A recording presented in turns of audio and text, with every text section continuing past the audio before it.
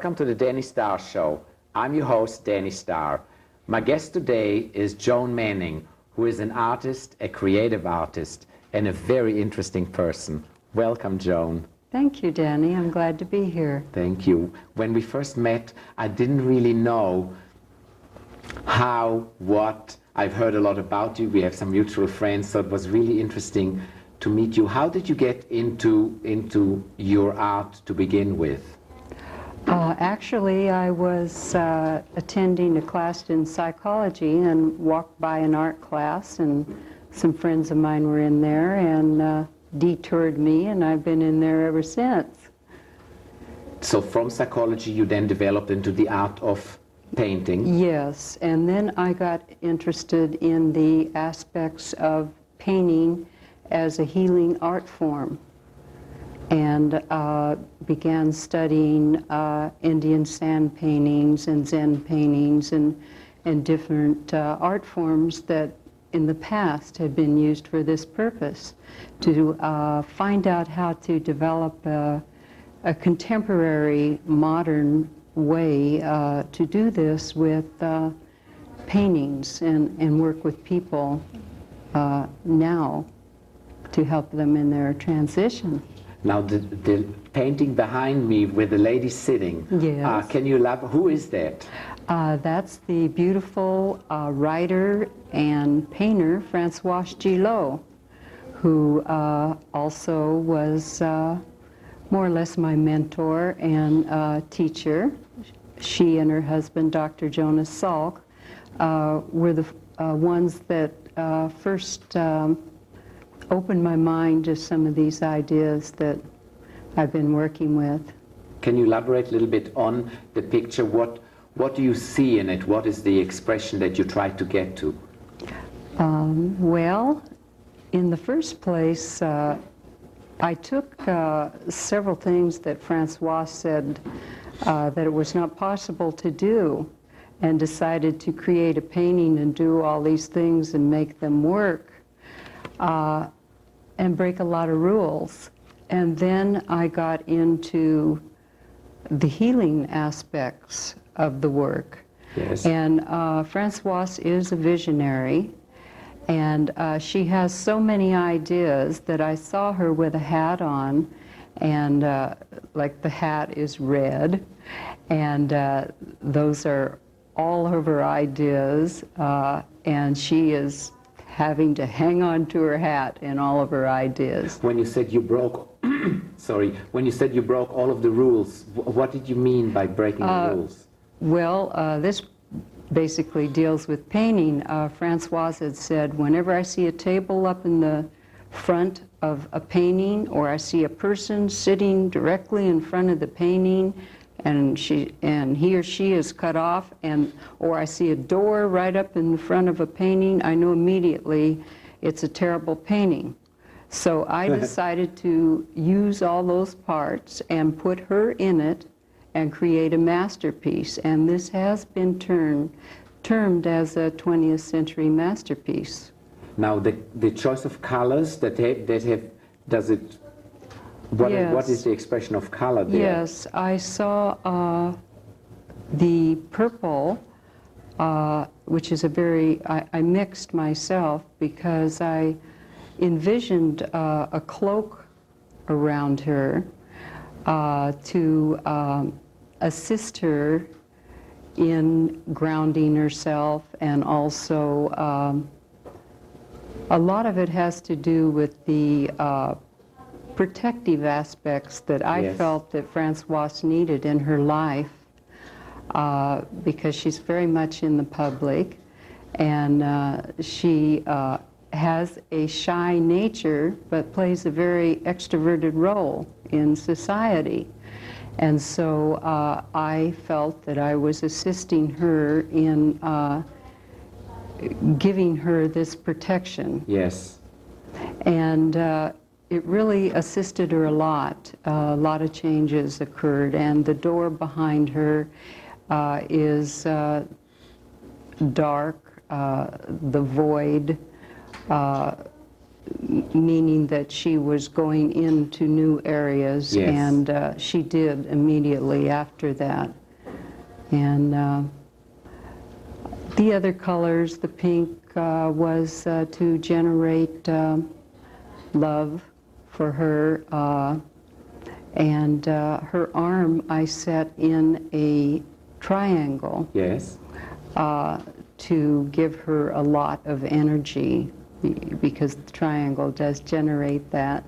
Do you then recommend that when the painting is done, that people hang it in any specific place, like in their bedroom, or should it be in the living room? Is there any preference where you have that people live with their painting?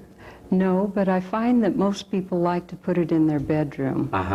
But the energy is there, and it continues to work, and also assists the person in accessing their own information. Because what I'm painting is the essence of the person, Yes. or their inner qualities. In other words, I'm painting from the inside out.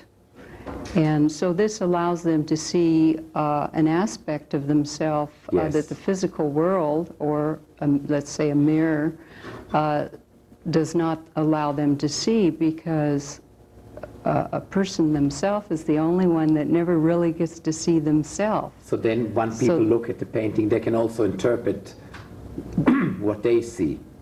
Yes, They elaborate on more or it. less their aha goes on, and they recognize themselves as they feel that they are, and they get in touch with that, and Yes. that allows the psyche to shift and new information to come in for them. That's wonderful. Now the painting in front of me, I see 3 figures. Yes. Can you elaborate on that particular painting? Well, it's really sort of 3.5 figures, because the top figure is Icarus, according to mythology, Yes. made wings of wax to escape, and flew too close to the sun, and they were melted. He was told not to, but he did. And the other 2 are the Bela Lewitsky dancers. I was up in Idlewild, and they were appearing there, and I'd always wanted to do a painting of the Lewitsky dancers, but I Yes. didn't want to do the ordinary thing. And so I just made my own composition and sort of included Icarus in the dance. And this painting has been selected by the American Embassy collection, and will go to our embassy in Morocco. How wonderful. When is it going?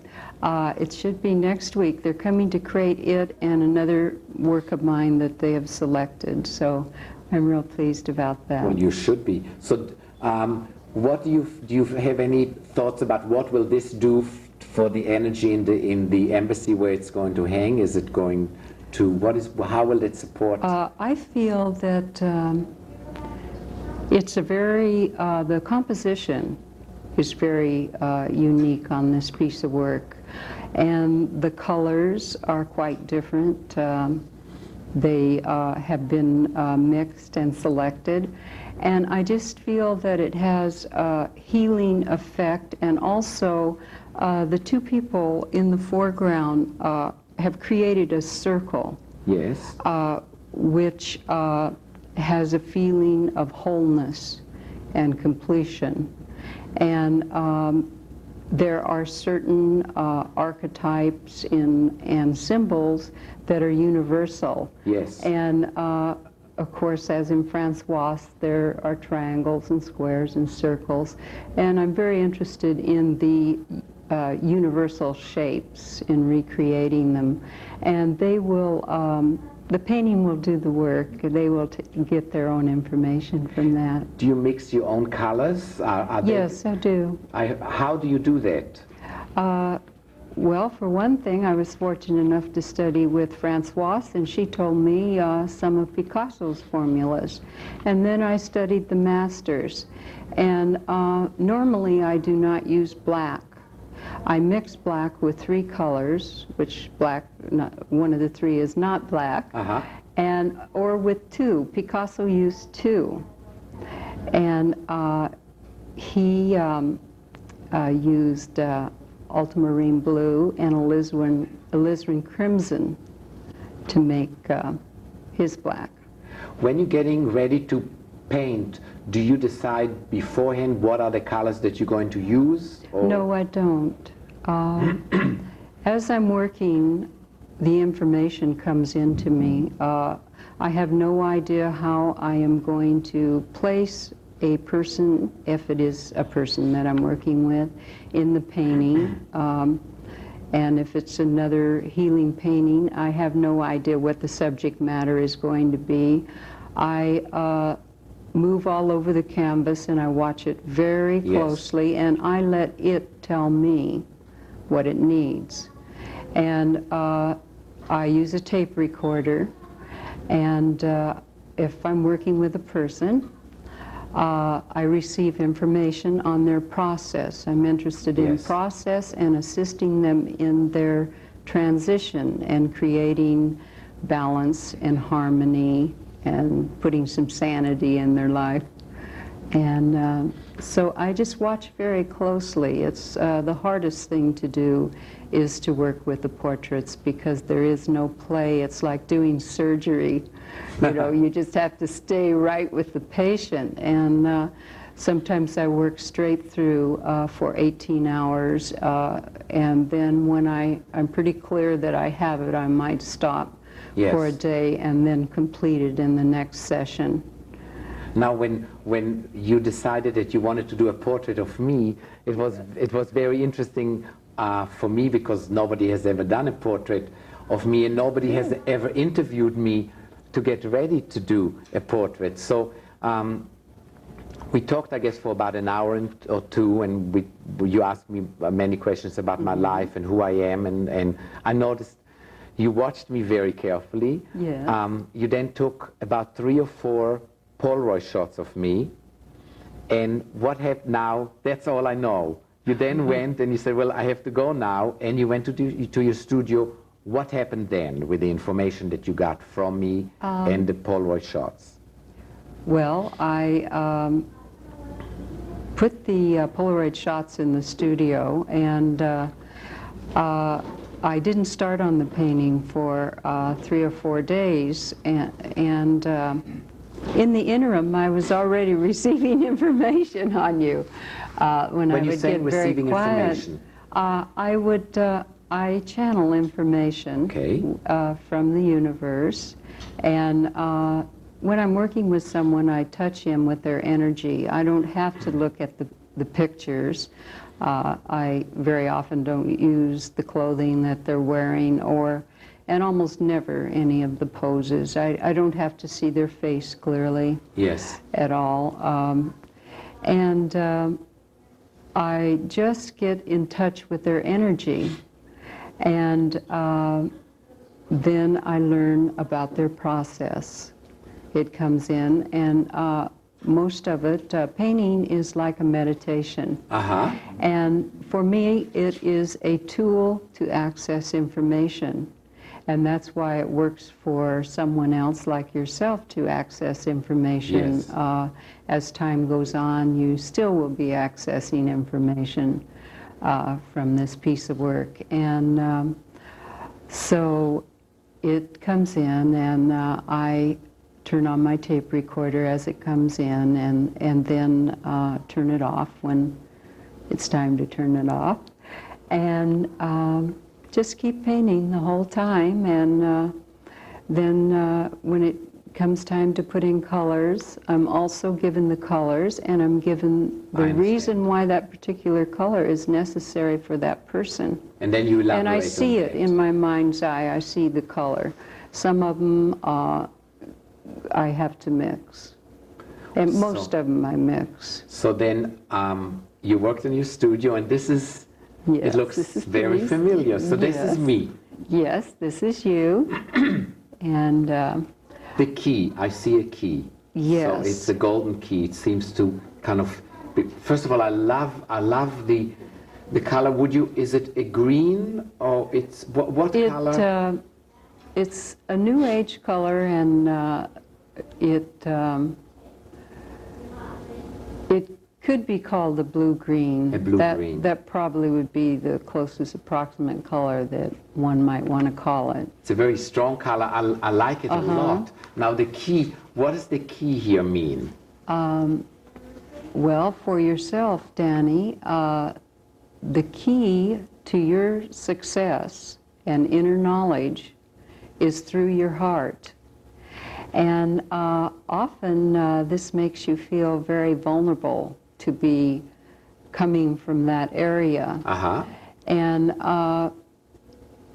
I feel that you have made the decision to direct your energy into this area and allow that to occur. And what could come out of that is a lot of inspired speaking, possibly some form of evangelism or some other spiritual endeavor. And so I am just assisting you and reminding you that this really is the key to your wholeness and to create balance. And the universe is asking you to do this, and something new will come out of that. So I gave you the key and the keyhole. I didn't want to leave. So there is the keyhole. Right. How interesting. And so now. And I gave you a nice gold key that has to do with knowledge. Key, one of the sort of universal symbols for the key is that of knowledge. Now what are the, I see, are they stars? 3 stars? Yes. They're Those channeled? I have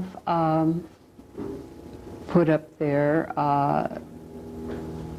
to keep some of your ideas from just flying off. And they are also, I'll have to refer to my notes because Sure. I did channel this information, and I don't always remember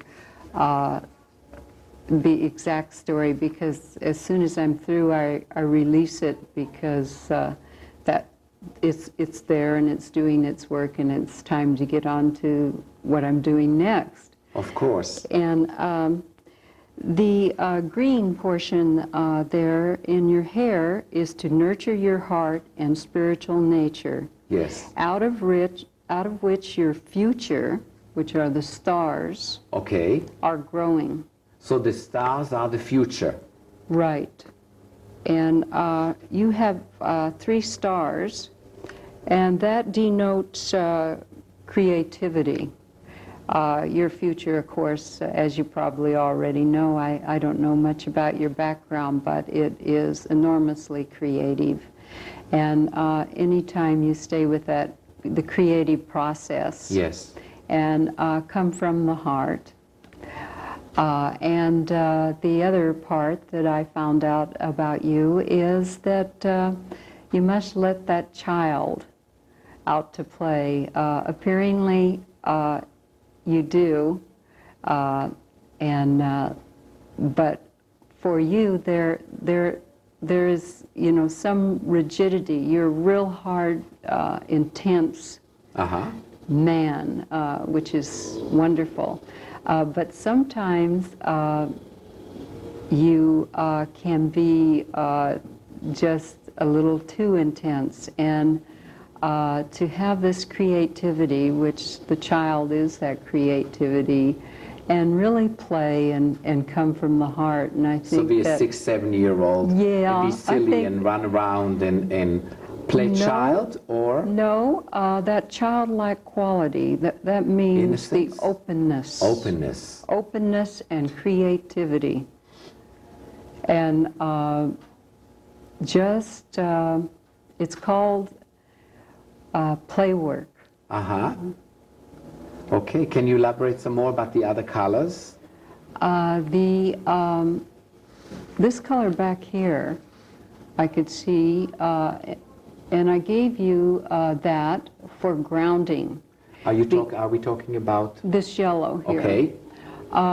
Because you are a very ethereal person, and you're also a visionary. You have much vision, and you just love to go out into spaces unknown and investigate, and that's all right, but you need some grounding, and so I put that around your shoulders, which is a very dominant earth color, and it's a very powerful color, because you are a very powerful man, and you need a powerful earth color to hold you down and also keep your feet firmly planted. Yes. And then my shirt, are they the colors, do they? This is one time I did use two of the colors that you had on. And the gray is basically neutralizes and balances everything that is above. In other words, it brings it into a kind of order for you. So it's not too much this and too much that. Will create a really nice balance. And the black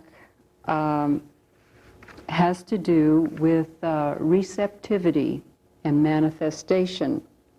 That's another thing on the painting of Francois. The black is receptivity and manifestation, meaning that this will assist you in manifesting different projects and so forth. You'll be able to receive them, and you'll be able to manifest them and carry through.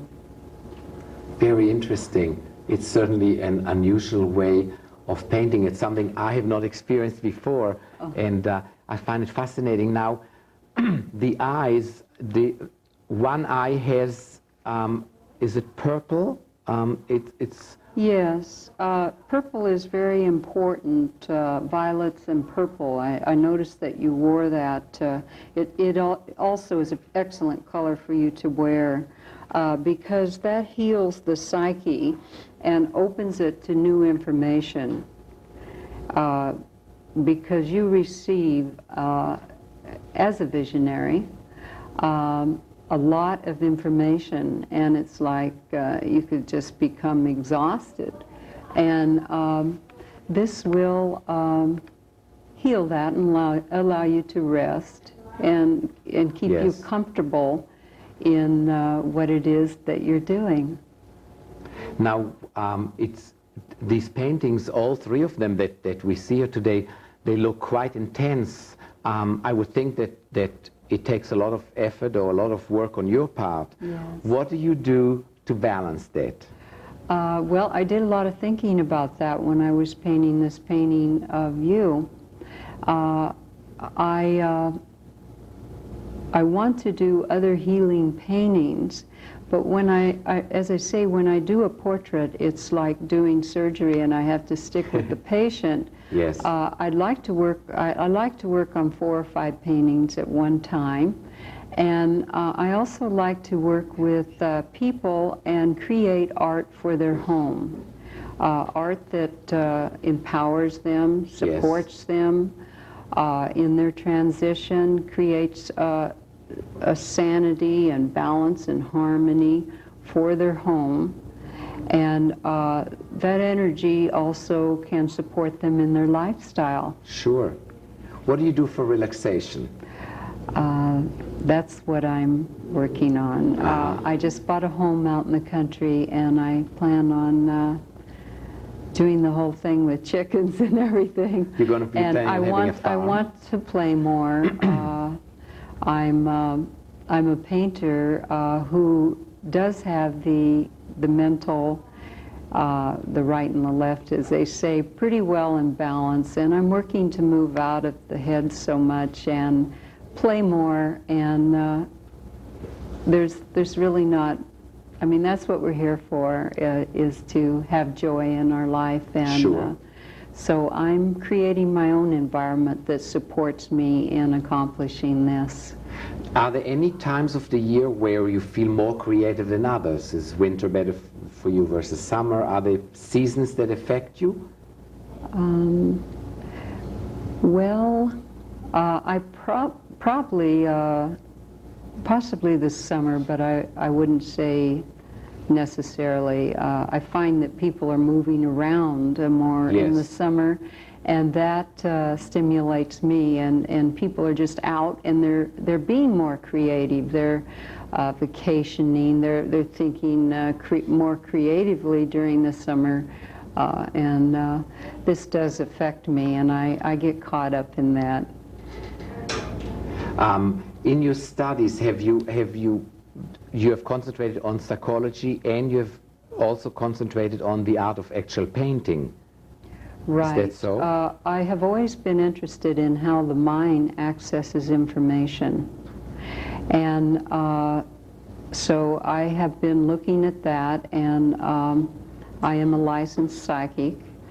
And I just learned enough about all facets of psychic phenomena to have an understanding of it all, and it's all basically the same process, and you know, we're doing it. Sure. Mind always returns to mind, and it doesn't happen out there, it happens in here.